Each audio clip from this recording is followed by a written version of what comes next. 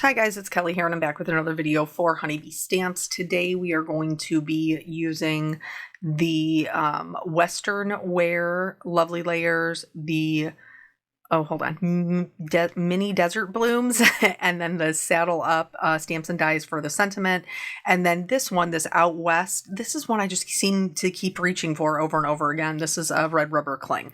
So we're talking about ways that we can, like tips and tricks that we can use to get shading of our die cuts much easier. So the first way that you can do that is by cutting them out of colored cardstock. So this is going to be the fastest way to get color onto your die cuts. Traditionally, I cut them out of white so I can control the amount of color, but this is a nice, easy, fast way to get color onto your die cuts and then use other tools in your arsenal to maybe deepen up the depth and dimension or just interest. The other one that you probably saw me use was also the metallic cardstocks. Use your specialty cardstocks to make different portions of your die cuts more interesting without really a lot of work from you. The other thing that I did is I also cut multiples of my things out of different colored cardstocks. So you can kind of mix and match them, or you can get, a different look out of each die based on the color. Alternatively, what I've done with my hat and my boots is I've cut all of them out of the same color cardstock, which is another way that you can make sure that they're all going to match, is by cutting them all out of a neutral color and then switching up how you're adding your shading or your detail. So there's a couple of different ways. I recently in a video asked for, any constructive criticism, and I totally appreciate it. I appreciate your guys' input into the videos and to the lives. And one of them said, I don't have a lot of alcohol markers, and you traditionally use a lot of alcohol markers, so I don't tend to stick around for the videos because I don't want to watch something that I can't achieve, which I totally get. So I'm using alcohol markers today, but not in the same way that I would normally use them. So another way that you can get it's like an easier way to work with your die cut is, instead of going through and adding the depth and dimension to each individual piece, which is very time consuming, it does give you more control, but sometimes that isn't always what we're going for. Just adhere them all together in the same color family. Like I've cut this one die, this one cacti out of this color, and I'm just going to glue all of these together, and I'm going to add my coloring or whatever technique that it is I'm going to be using after they're already built together. This is a huge time saver, especially for somebody like me who traditionally shades each individual piece, whether that's with alcohol markers or ink blending or colored pencils, whatever medium you're using. It's much more time consuming to shade them individually than it is to shade them once they're all glued together. Again, you're going to get different results from both, but as I tell my children, different doesn't mean bad, different just means different. And so maybe what I'm trying to achieve is different than what you're trying to achieve, and so maybe you're like, I don't care about a lot of depth and dimension. I want it to be interesting enough to look at, but not that it's going to take me 100 years to do. I absolutely understand that there are some times where I just don't have the time to, put as much detail or time into a card as I would like. So knowing these little tips and tricks are nice to be able to incorporate them into your everyday crafting as you need them. It's kind of like when your doctor prescribes you a medication and they say take as needed. This is the same kind of deal. Going over these little steps that you can use when maybe you're, short on time, or your goal isn't necessarily to have the most realistic cacti. These still produce beautiful results. So here for this one, this is another trick that you can do, which is, it goes back to that cutting the entire thing out of one color of cardstock. I did cut them out of one color of cardstock, but they have flowers on them.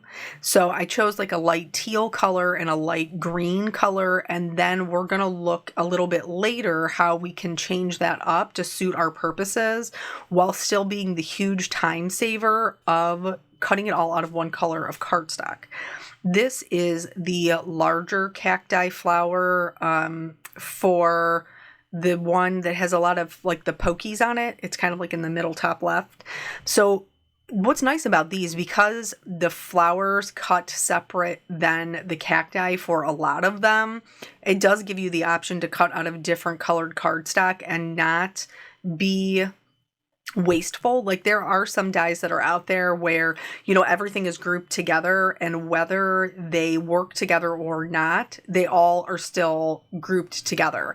And so maybe like if you're cutting a person, like you might have to cut their hair out of a neutral, but you don't want their clothes to be that same color, or you're trying to cut their skin tone and their, you know, their clothes are incorporated into that. So these are nice in the fact that they are a little bit more broken up.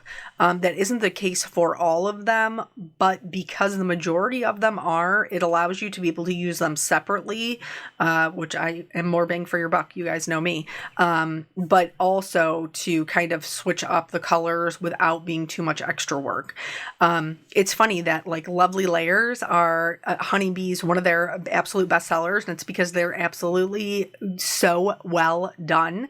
But you guys know that I am not a huge fan of die cuts. So for me to continually be willing to use them, you have to know that I am taking all of the, you know, tips, tricks, different things that I can use to not have to chase around my fiddly pieces, because I don't like that. So here we're just finishing up putting together, you know, some of the florals. I didn't show all of the, like, putting the florals onto their cacti. I feel like that's pretty self-explanatory. All the Honeybee Lovely Layers have a layering guide, which I always pull up. You know, you just open it and it's a PDF. So I always pull those up and follow along with them. So for my boots, I decided that I'm going to do my hat and my boots black. I thought that that would be a really nice contrast to these bright florals that we have going on here.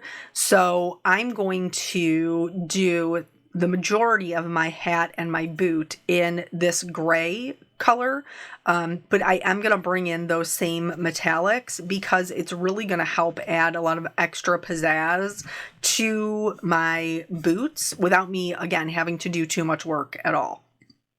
So as far as the black goes, when we're coloring something black, we do want to have black in it, but we don't necessarily have just black. We have a lot of different grays and things like that. So cutting this out of like a medium gray allows this color to be my lightest color. And then I can build up the shadows from there. I will say that the other things we are going to use little, you know, shortcuts for kind of, you know, getting that depth and dimension with the shortcut version. For the hat and the boots, I am going to color them with the same 4 colors that I would normally do. And the reason that I'm doing this is another tip, which is you don't have to spend a lot of time on all of the elements in your card. If you spend a lot of time on what is going to be the focal point, which in my case, the way that I'm arranging them, you know, I have the boot and the hat and those are right up front. If I spend the time, you know, with the coloring or ink blending, however it is that you choose to do it, then I don't have to spend as much time with the other pieces because the recipient is going to kind of be captivated by that front focal point and everything else will just kind of fall into line. So for the boot is where I've put those added metallic accents. For the hat, I just did the hat band in that same gray. And then there's a piece that kind of comes up and over, which helps the hat to look like, you know, it's got those traditional curved edges of a cowboy hat. And so those I am going to be coloring just a little bit lighter.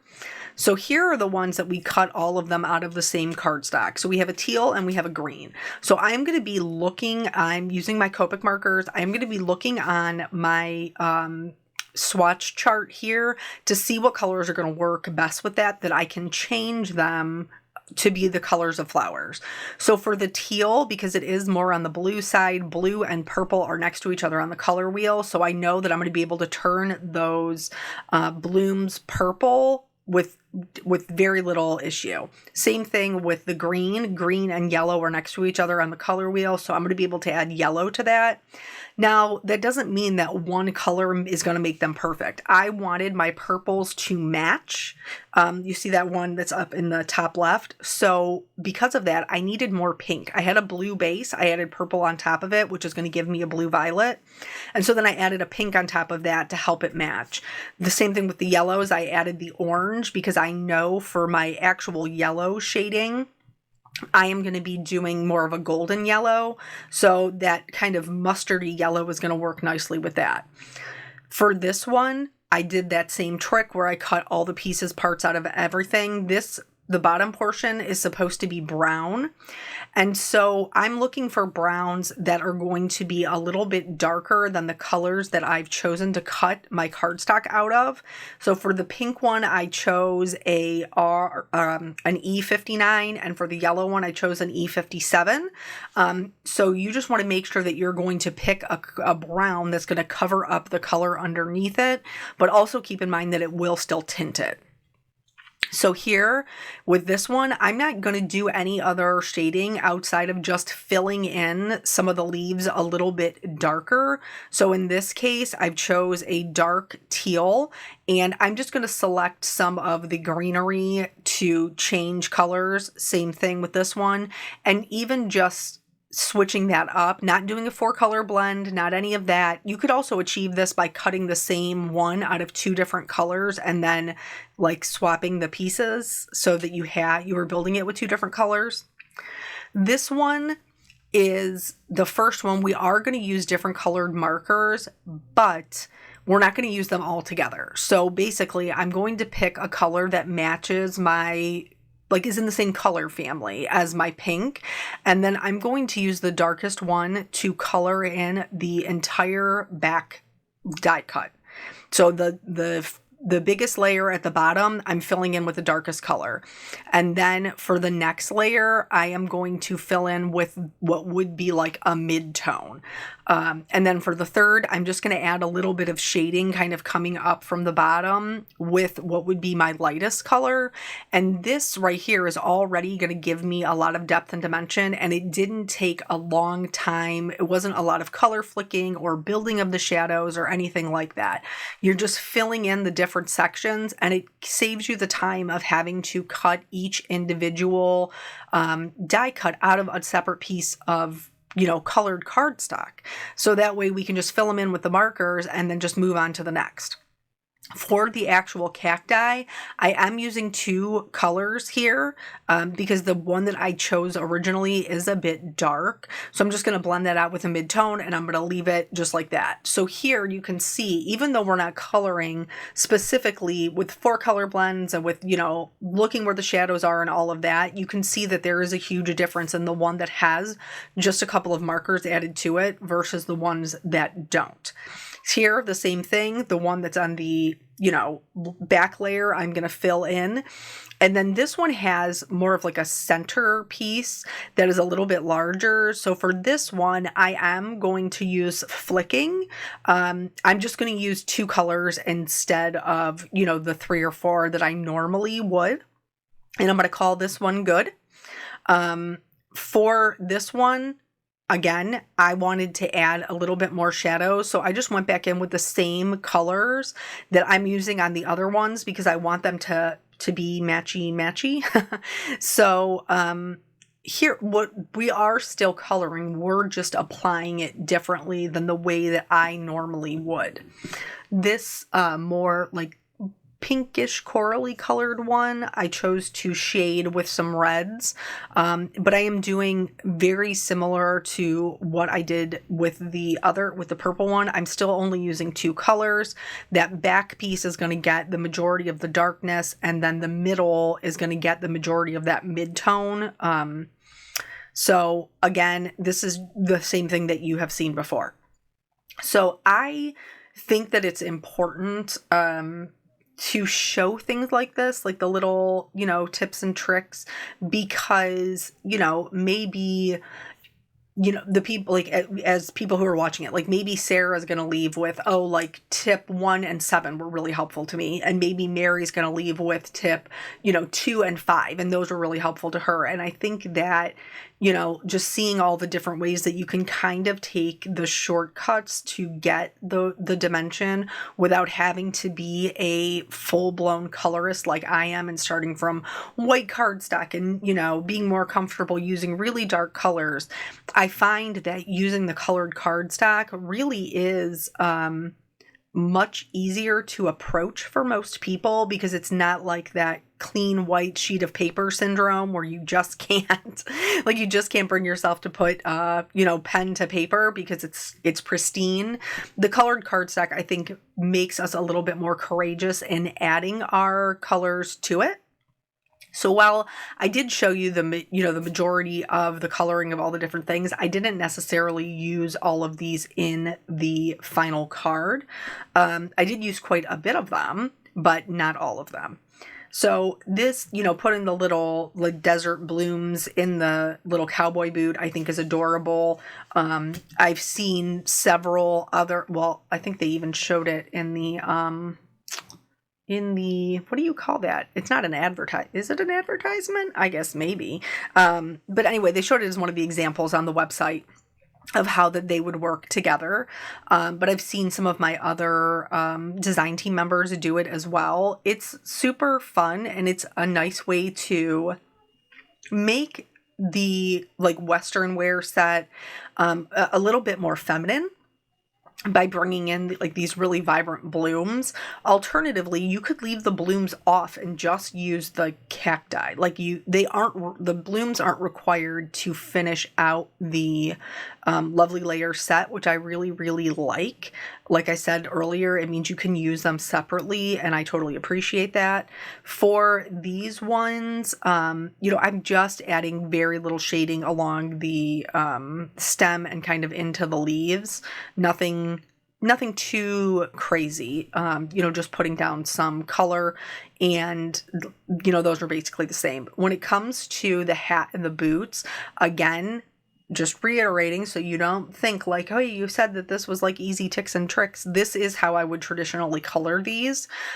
There are embossed details in the lovely layers set, and so I am following those kind of guidelines for where I want to put my shadows. This hat would be turned up, so the brim would be darker where it's kind of tucked under.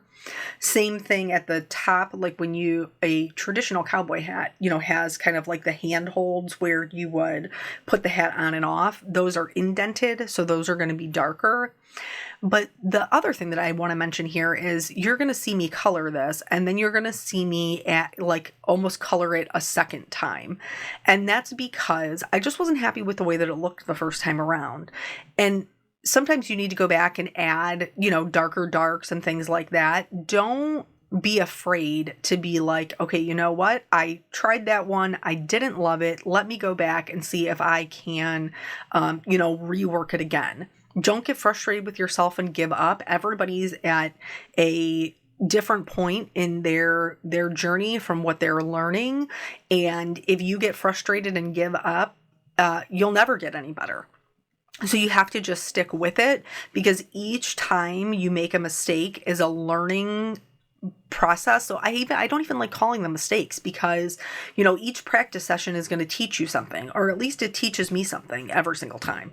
And then for the boot, again, we're doing that black. I did the heel black because that is, underneath the rest of the boot.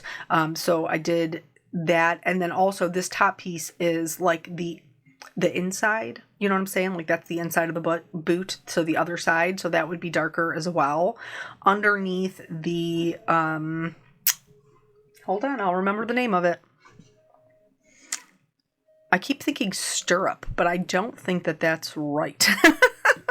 Oh, I don't think that is accurate. What is it? It's a a spur. That's what it is. So underneath the spur, like it would, add some shadows there, and then kind of underneath the area where that metallic, like decorative pieces, because that is raised. And then from there, I kind of, added some darker color to the left and right hand side as if we were doing more of a center highlight. And then I worked that all the way out to the C5, which is my lightest color for black. So I'm just going to fill in the center with that, as well as that kind of top edge. And it's hard to see now because everything is still wet. But once it dries, like that alcohol kind of evaporates, you will be able to see that there is a little bit of a difference between the two. Now, I did also go back in and add just a little bit of alcohol marker to the metallic. I recently did a video like showing you how you could get kind of like this age look. I didn't want the boots to look pristine. I kind of wanted them to look a little, weather worn and things like that. So I did add some shading to that with my alcohol markers as well. And then for this out west, I wasn't sure if I wanted to stamp it down and have it like bold in the background, or if I wanted to have it a little bit lighter and kind of setting the mood. And so I did them both ways. So I'm going to stamp it once in the creative black ink, and I'm going to stamp it at full strength. And then I'm going to remove that piece of cardstock, and I am going to grab a second piece of cardstock and do what we call second generation stamping. And that second generation stamping is going to be significantly lighter. It's going to be almost like a pale gray. And this is the one that I actually ended up going with. I did try them on, I tried it on both backgrounds, and I liked it on the paler one better. For my sentiment, I chose the Wild Hearts Can't Be Tamed because I thought that went with the flowers really nicely. Another one that's really good from the Saddled Up Sentiment set for something like this is Boots, Lace, and a Whole Lot of Grace. So if you have, a female that you'd be sending this to, not that, males can't enjoy desert blooms, of course they can, but this does have a tendency to lean more toward the feminine. So then here I'm going to use that die to cut those out, and then I'm going to start building my card. So I trimmed that background down to just 1/8 of an inch smaller than an A2 size card so that I could mat it in black. And then I'm going to start building my dies. And you can use press and seal to kind of hold them in place. I do kind of like a mix of adding glue and pressing it down, and then picking it up and adding more glue and pressing it down.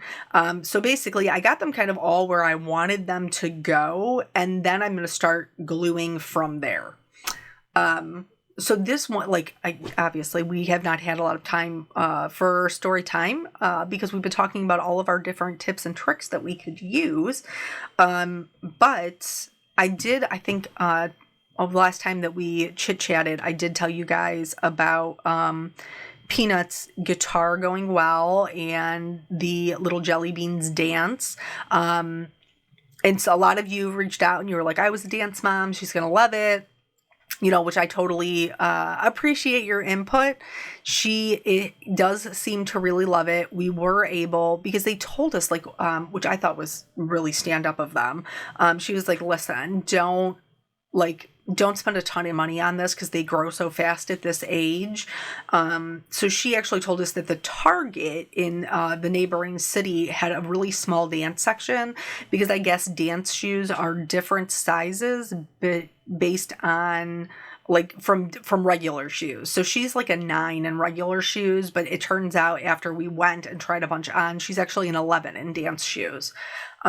So that was good. I'm glad that they gave us the heads up on that, because then we could actually go and try them on and see. We did end up finding her tights there as well, because she is off the charts tall for her age. So we kind of had to get some, I got one that's maybe closer to her actual size, but she's right on the border of being up into the next size. So I just bought both of them because I figured, in a month or whatever, I'm going to be mad if I have to hunt it down and I don't have it. So the leotards I did have to buy online. She keeps calling them her gymnastic suits, which is adorable. So we got all of that, and we are ready for our next week of ballet, tap, jazz, whatever they got going on. So to bring the whole card together, you guys know I love the detail work. I did add some clear shimmer to my flowers, and then I'm just adding some detail with my white gel pen. I added the stitching on the boot and, filled in the embossed dots along the top for that detail. I did add some white detail to the actual florals, as well as like where the needles would be. If you feel like that white is too much, you can go in with a marker, like your lightest color, and just knock those back. I did that on just a couple of them. And then we've talked about in previous videos, like how we like to have grounded images so they aren't just floating out in the nethers. So that's what I'm doing here. I've chose the cool grays, and I'm just going to add some shadows underneath just to keep them grounded all the way out to that C1. For the sentiment, I like my sentiments kind of tucked in tight. Not everybody does. So I am going to cover up just like one or two of the blooms. I'm fine with that. And then I use those same rainbow rhinestones to offset the sentiment. And then just kind of like up in the top right to fill in a little bit of the gap from where the flowers are. I love how bold this card is. I don't think we're missing anything because I didn't, color 4 colors each layer. I'd love to hear your guys' feedback. Thank you so much for joining me. I always appreciate your time, and I'll catch you on the next video. Bye.